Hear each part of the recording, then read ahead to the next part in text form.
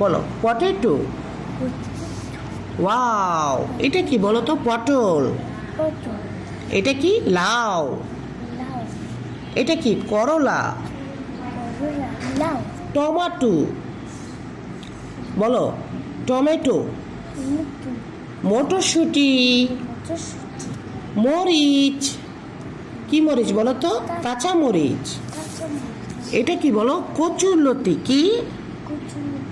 লাল শাক কোনটা দেখাও তো? এই যে এটা কি?